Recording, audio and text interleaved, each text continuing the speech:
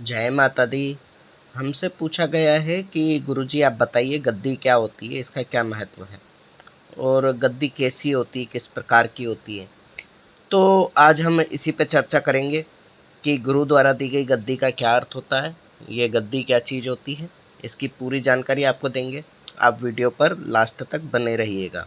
साथ ही आपसे निवेदन करते हैं कि आप जो भी चैनल पर नए आते हैं, चैनल को सब्सक्राइब करें, लाइक कमेंट शेयर करें, बेल आइकन को ऑल पर सेट करें और हमसे आप लाइव में भी जुड़ सकते हैं। लाइव में जुड़ने के लिए आपको बेल आइकन कॉल पे सेट करना होगा ताकि जब भी हम लाइव आते हैं तो उसका नोटिफिकेशन आपको मिल जाए। और जिन लोगों के पास गुरु नहीं है वो भी हमसे हमारे दरबार में जुड़ करके ज्ञान ले सकते हैं। बिना गुरु दीक्षा के भी वो साधनाएं कर सकते हैं। तो आप दिए गए नंबर पर कांटेक्ट ज़रूर करें। आपकी उम्र 18 वर्ष से ऊपर होना चाहिए और शर्त सबसे अनिवार्य ये है कि आपके पास कोई गुरु नहीं होना चाहिए तो आपको लिया जाता है। तो कर लेते हैं मातंगी महाकाली की आराधना और उसके बाद करते हैं वीडियो पर चर्चा। नमोस्तुते महामाये मातंगी मोड़ेश्वरी सर्व कष्ट हरे देवी भक्ति मुक्ति प्रदायिनी धर्मारण्ये स्थिता देवी हृदयारण्ये संस्थिता रक्ष रक्ष महादेवी मोड़ कुलोद्धारिणी धर्मारण्ये तीर्थस्थाने संस्थिता भवतारिणी दुष्ट कर्णात्मी धाता श्यामला रूप धारिणी मोड़ जनहा वंदिता मातंगी मोड़ कुदे कृपा करे सिद्धि बुद्धि प्रदे देवी अष्टादश धारिणी। जैसा कि आपको पता है कि आज का टॉपिक है कि गद्दी क्या होती है। तो देखिए, जब भी कोई भगत पूजा पाठ करता है, कोई साधक साधना करता है, तो उसके पास एक आसन होता है। उस आसन पर बैठ कर के वो पूजा पाठ करता है। और आपने कई जगह देखा होगा कि जो गुरु दीक्षा के लिए जाते हैं तो गुरु आसन मंगाते हैं, एक आसन देते हैं और उसके बाद आपको गुरु धारण करवाते हैं। तो वो आसन आपके पास होता है पूजा पाठ के लिए। आपके पास अगर गुरु नहीं है तो आपने मार्केट से ख़रीदा होता है और उस पर बैठ कर के आप पूजा पाठ करते हैं। तो ये आसन जो है गुरु के द्वारा जागृत किया जाता है। जो गुरु दीक्षा की विधि में आसन लेते हैं तो आसन जागृत रहता है, उस पर बैठ के जप तप साधना साधक करता है और इस प्रकार से इसको हम आसन कहते हैं। लेकिन जब किसी साधक की साधनाएं पूर्ण होती है, वो एक ऊंचे मुकाम को हासिल करता है, एक स्थान को प्राप्त कर लेता है, तब उसे गुरु द्वारा गद्दी दी जाती है। अर्थात गद्दी वह चीज़ होती है जिस पे बैठ करके गुरु आज्ञा से, गुरु शक्तियों के माध्यम से जो व्यक्ति है जन कल्याण का कार्य करता है। अर्थात अब वो जो है गुरु गद्दी प्राप्त होने के कारण गुरु की समस्त शक्तियों के साथ उसके दरबार में आए हुए मरीजों के संकट को काट सकता है, उनके कष्ट दूर कर सकता है, उनके प्रश्नों के उत्तर दे सकता है, उनकी समस्याओं का समाधान वो करता है। तो यह सारे कार्य जो होते हैं गुरु गद्दी के माध्यम से होते हैं। गद्दी दो प्रकार से व्यक्ति को मिलती है, एक उसकी शक्तियों के माध्यम से और एक गुरु के द्वारा दी गई गद्दी। इसमें सर्वश्रेष्ठ जो गद्दी होती है वह गुरु द्वारा दी गई गद्दी होती है। और वह क्यों? क्योंकि गुरु के अपने गुरु और उनके अपने गुरु, यानी कि एक जो चेन होती है, कड़ी होती है, एक विस्तार होता है आज से लेके आदि गुरु तक। तो उन शक्तियों का समावेश उस गद्दी में रहता है, इसीलिए वो सर्वश्रेष्ठ मानी गई है। गुरु की गद्दी बांधी नहीं जा सकती। आपके अगर सही कर्म नहीं है, सही आपका व्यवहार नहीं है, सही आपके नियम पालन निष्ठा नहीं है, तो आपकी गद्दी पर प्रभाव आता है आपकी गलतियों के कारण।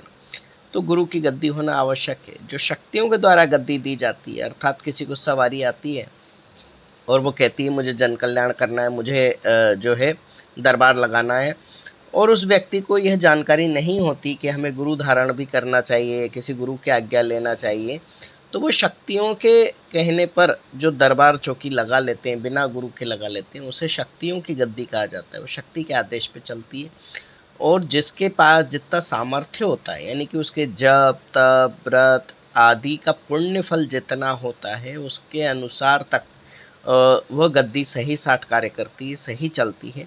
उसके बाद अगर सवारी ने उस जप तप व्रत से पुष्ट होकर के लोगों के काम किए हैं, आपसे भी प्रसन्न है तो वो आपको कहती है कि अब समय हो गया, आप गुरु धारण कर लें। कई सारे ऐसे दरबार हैं जो बिना गुरु के चल रहे हैं और फिर वो शक्तियों के कहने पर चलती हुई गद्दी से जाकर के कहीं ना कहीं गुरु धारण करते हैं। तो अब प्रश्न आता है कि गुरु के द्वारा दी गई गद्दी कैसी होती है? क्या कोई वो स्पेशल कोई तकिया गद्दा वाली गद्दे जो आते हैं उस तरह की कोई गद्दी देते हैं या कोई विशेष कुछ देते हैं? तो सभी के मन में ये बहुत बड़ा प्रश्न होता है कि ये गद्दी होती क्या चीज़ है, मिलती कैसी है? तो देखिए, ये गद्दी होती है एक प्रकार से आज्ञा।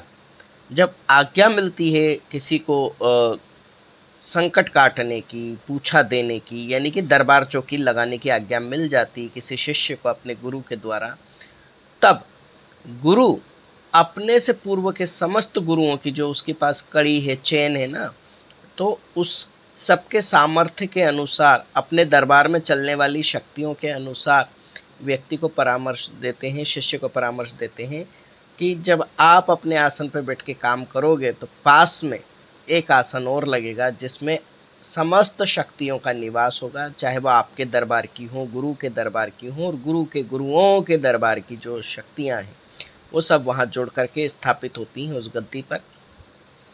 और उस गद्दी पर जो है गुरु शक्तियां विद्यमान होती हैं, दरबार की शक्तियां विद्यमान होती हैं, इसीलिए उसको गुरु गद्दी कहा जाता है, जो गुरु आदेश से लगती है। तो वही गुरु गद्दी प्रमुख गद्दी होती है और भगत जिस पे बैठता है वो कहता अवश्य है कि ये हमारी गुरु गद्दी है, गुरु गद्दी पर बैठे हैं, परंतु वो उसका आसन ही होता है जो उसने गुरु द्वारा प्राप्त करके जब तब व्रत उस पर किए हैं, उस पर उसने समस्त साधनाएं की हैं, तो वह आसन होता है। तो कुछ लोग जो है उस आसन पर बैठ करके ही पूछा देते हैं दरबार में, और कुछ लोग उस आसन को अपने निजी जब तब व्रत के लिए ही रखते हैं, वो पब्लिक में नहीं लाते हैं, उसका स्पर्श कोई दूसरा ना करे इस बात का ध्यान रखते हैं। वो एक सामान्य आसन पर बैठते हैं, उस पर गुरु का ध्यान करके बैठते हैं, गुरु के द्वारा प्राप्त चुनरी आदि कोई सामग्री या कोई वस्तु जो ऊर्जा से ओतप्रोत हो, गुरु की ऊर्जा से, उसको रख लेते हैं, उस पर बैठते हैं, यानी कि उसको ओढ़ करके बैठते हैं या अपने पीछे डाल लेते हैं चेयर वगैरह पे, जिस प्रकार से भी हो, यानी कि वो अपने पास रखते हैं उस ऊर्जा को जो गुरु द्वारा प्रदत्त होती है। परंतु उसके पास में जो गुरु गद्दी लगी हुई है उसके नियम होते हैं, उसके विधान होते हैं, और उसी की वजह से जहाँ भगत बैठता है उस स्थान को भी गुरु गद्दी मान लिया जाता है। तो आपको गुरु गद्दी के बारे में भी पता चल गया है, इसके क्या नियम होते हैं। देखो, अलग अलग दरबार में अलग अलग परंपरा से गुरु गद्दी की सेवा पूजा के अलग अलग नियम होते हैं। सामान्य तौर पर वह गद्दी जिस दिन दरबार लगता है सबसे पहले उसी को बिछाया जाता है। जहाँ व्यवस्था होती है, अलग विशेष कक्ष होता है, एक दरबार अलग सेपरेट है, तो वहाँ हमेशा लगी रहती है। लेकिन कहीं कहीं ऐसी व्यवस्था होती है कि एक कमरे या 2 कमरे का घर है, उसमें अगर दरबार लग रहा है तो जिस दिन तो चौकी दरबार होता है उस दिन उस गद्दी को लगाया जाता है, उसको विधिवत रखा जाता है, वहाँ आह्वान किया जाता है, गुरु दरबार की शक्तियों का, अपने दरबार की शक्तियों के इस पे विराजित होइए, और उसके चारों तरफ उसकी पूजा पत्री की जाती है, उस गद्दी पर भोग लगाया जाता है, उसकी हर फूल सेवा जैसा गुरु बताते हैं, जहाँ जहाँ सब अलग अलग जगह अलग अलग प्रकार के नियम चलते हैं, उन नियमों के मुताबिक उसकी सेवा पूजा की जाती है, और उसी के कारण प्रसन्न होकर के आई हुई संकट के कष्ट वहाँ कटते हैं। भगत उस गद्दी पे बैठी शक्तियों से पूछता है और संगत को जवाब देता है, और उनको उपाय भी उन शक्तियों के माध्यम से ही बताता है।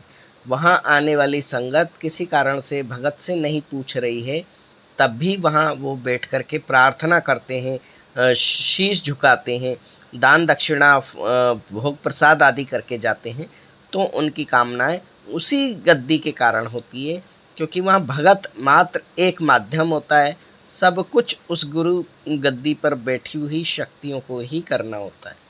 तो ये बहुत बड़ा महत्व है, और मुझे लगता है ये जानकारी जो छोटी सी हमने आपको दी है आपके बहुत जीवन में काम आएगी। जितने भी नए लोग हैं उन सब के भी काम आएगी, और जो बरसों से तपस्या आराधना कर रहे हैं लेकिन अब तक उन्होंने गुरु धारण नहीं किए, तो उनको इस बात की प्रेरणा भी मिलेगी कि हमें गुरु धारण करना चाहिए। हो सकता है कि कोई गद्दी आपके घर भी लगने की तैयारी में हो।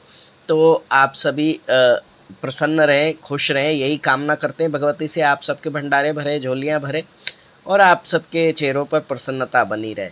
एक बार फिर कहेंगे कि चैनल को सब्सक्राइब करें, लाइक कमेंट शेयर करें, बेल आइकन को ऑल पर सेट कर दें। और जिनके पास गुरु नहीं है वो हमें मैसेज कर सकते हैं कि हमारे पास गुरु नहीं है और हम साधना मार्ग पे आगे बढ़ना चाहते हैं। इसी के साथ चलते हैं, विदा लेते हैं। और कोई आपके टॉपिक हो तो नीचे कमेंट में कीजिएगा, उस पर भी वीडियो बनाने की कोशिश की जाएगी। जय मोड़ेश्वरी बोल बम, जय माता दी। ॐ मणिक्यमिणामप्लाल्यन्तीं मदालसां मञ्जुलभागविलासां महेन्द्रनीलं द्योतिकौमलाङ्गी मतङ्कन्या मनसा स्मरामि।